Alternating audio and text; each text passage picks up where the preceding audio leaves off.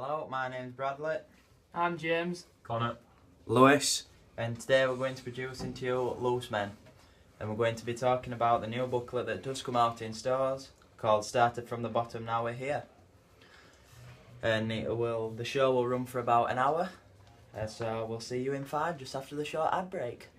Thank you, and you can also see on his ITV2 later on.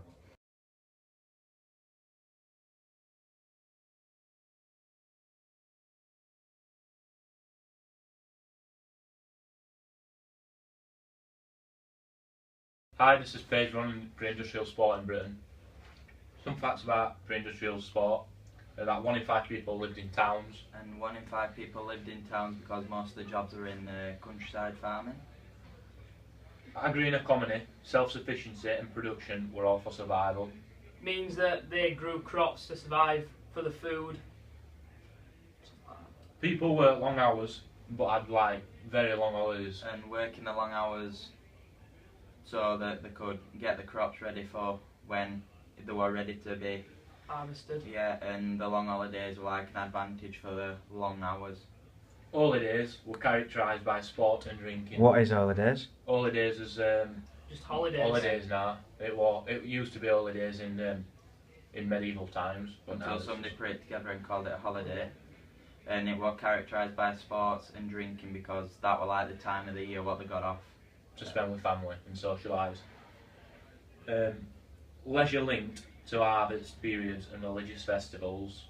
So like once they'd harvested food, there weren't as much work to do, so that's why they got time off. Calcio Storiso We're a 1500 time sport. in Fiorentina. It was mixed between rugby and football, 54 people altogether.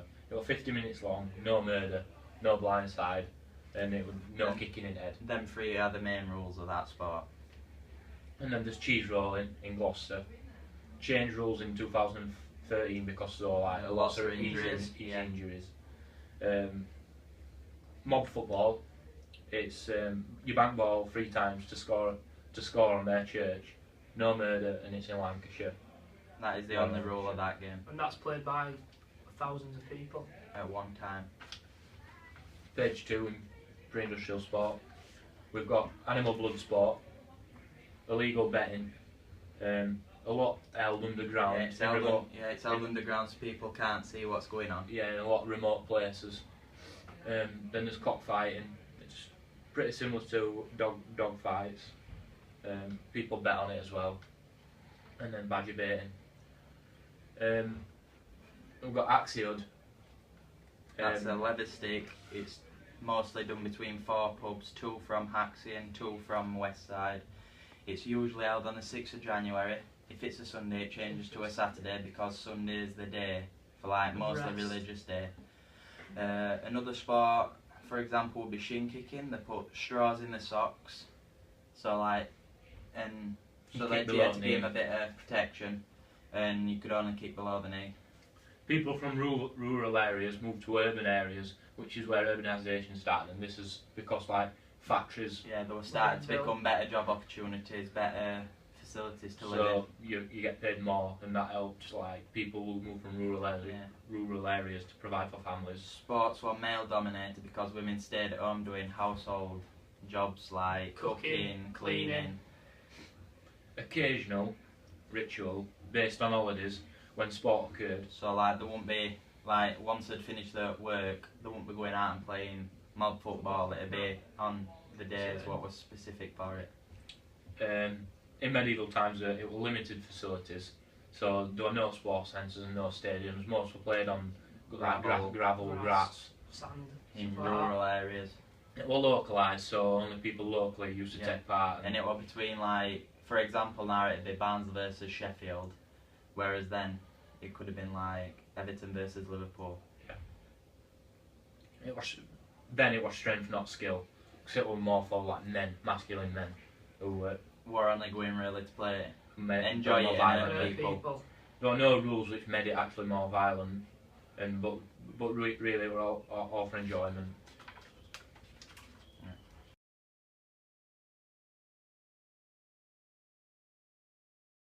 My name's Lewis and I'm doing the Industrial Revolution. Industrialisation is one of the first facts. Factories were built, which most people lived in towns due to managers building terrace houses.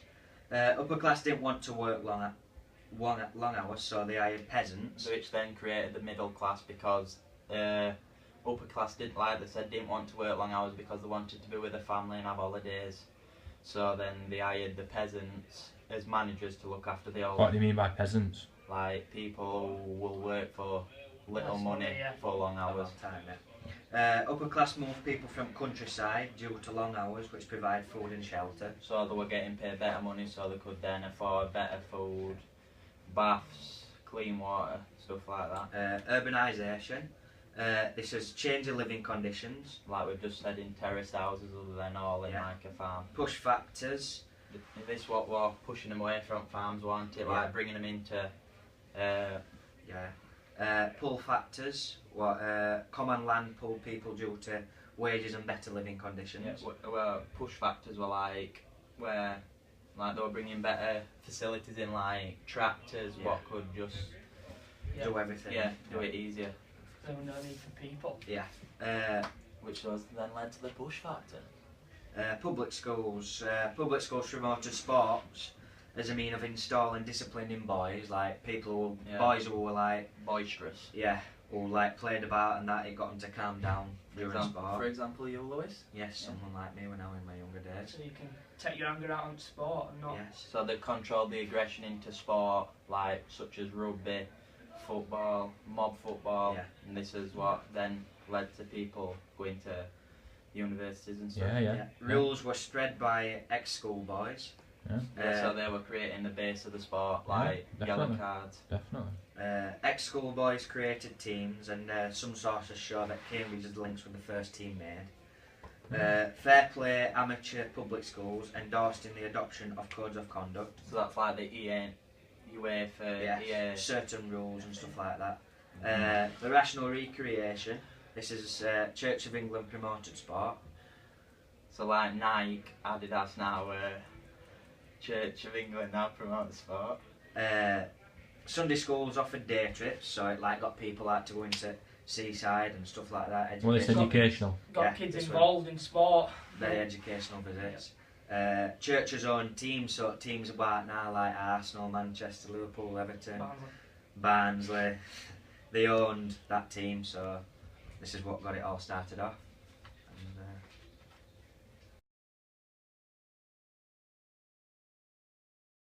Hi, I'm James, and I'm page 5, modern sport. Thank you, James. Commercialisation. There were obviously in modern sport. There's more advertising, such as Nike, Adidas. Such things as like Gillette and stuff like that. They're like relating to football. So if you see like a football player like Thierry Henry shaving with a Gillette, people wanted to go out and buy it.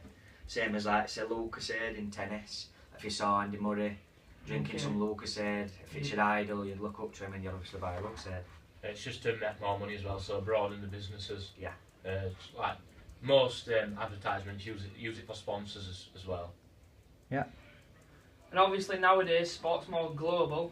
It's all around the world. Yes, there's. And which events are like said, people who run in, like said, Jamaica's good at like stuff like that. There's international tournaments, for example, Rugby World Cup, and there's FIFA Olympics and stuff like this.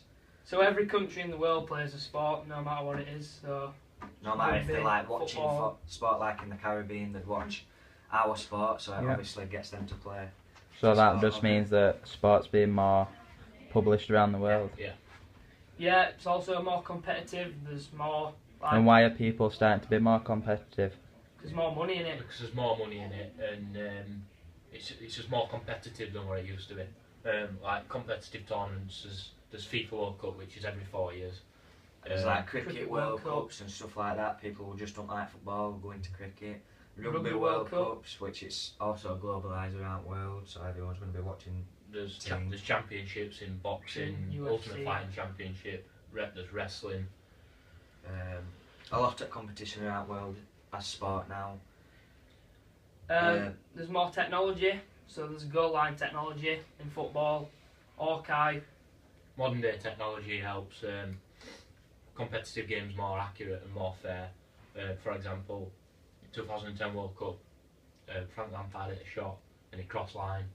Yeah. And It wasn't that goal wasn't allowed. Whereas if it were given it, it'd give an all different perspective to the team, and they'd probably come out and maybe have won. 4 years on, we've got goal line technology, so recall that situation, it might be different. There's other technology like hotspot, which is used in like cricket and stuff like that to see if they've hit the bat or hit the wicket or anything like that. Stadiums have also changed. So they used to be all standing. Now most of them, they're all seated. Most stadiums have increased capacity because of money. Yeah. Because of fans buying tickets, fans buying kits online, fans buying kits in shop, and just other like money things. Yeah, like we said, stadiums have improved, whereas then it were like they were just playing on a field. Like if stands, it'd be like very small stands if they had money back then. Now it's more, it's more elite. Like they're all elite players. It's more seated as well in the stadium. Organised, very organised. Like you can look at the fixtures online and in books and stuff like that to see. Is there anything about women and male? Back then, men just used to play because men used to stay at home and do the housing work. But now women do it because it's just for the women's rights. Yeah. There's more in modern sport. There's more controlled aggression. Yeah. So obviously, there's no one dying in sport these days. It's more global. Back then, they also had limited facilities, whereas now there's everything, which is stuff like what you can get on your phone for apps and checking out how you strike ball and stuff like that. Nowadays, it's skill, not strength. Whereas then it was strength, not skill. Thank you, Lewis. Now there's obviously more technology, as back then there weren't any. We're very violent back then, whereas now there's referees, like more stricter and stuff like that. Yeah. Back then they did it for enjoyment, just for enjoyment, whereas now there's a lot more competition and money and stuff like that. They use it as a first. So do you think players are playing because they want to play for the love of sport or just because of the money? A bit of both. Bit of both. Yeah. Different players, different attitudes.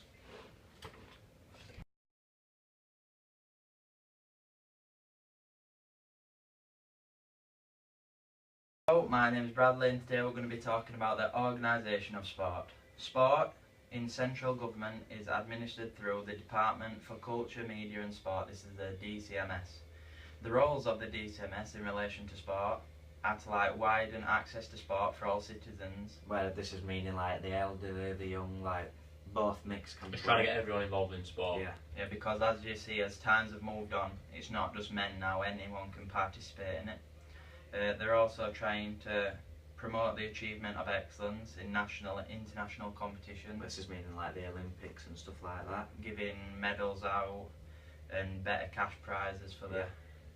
they're trying to promote PE and sport for young people because and work within the Department for Children. Because like younger people might be more interested in staying in, watching telly where they're wanting to get out. Yeah, and they're trying to get them to do new sports like more people participating in cricket, hockey, stuff like that.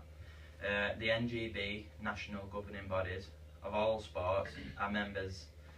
Not all sports clubs are members of the NGB, and this is what runs leagues, provides athletes and officials and disciplinary measures. So you've got UEFA, FA, WBA, World Boxing Association, and you've got UFC as well. Also, football has international governing body, which is FIFA, a European governing body, which is UEFA, a national governing body, which is the English FA, and a country governing body, which is like Hearts FA. Each of which have different responsibilities. So like, just say, when Suarez bit players, Ivanovic, Chiellini, he could have been dealt with like the actual governing body, which is FIFA. Whereas if it were like abroad in an Italian league, it'd be like the European governing body, which is UEFA. Like if all happens in the Premier League, that's by the English FA, and county, that's done by county level. So that'd be like, it's like Yorkshire areas, it's like smaller clubs and stuff like that. Usually FA deal with regional. Yeah. And so like where some sports such as boxing also have more than one governing body. Because there's that many different weights and just different titles, so that's why they're needing different governing bodies. That is it for today's show. I hope you enjoyed the booklet. Thank you for watching. You will be buying it from WH Smith's.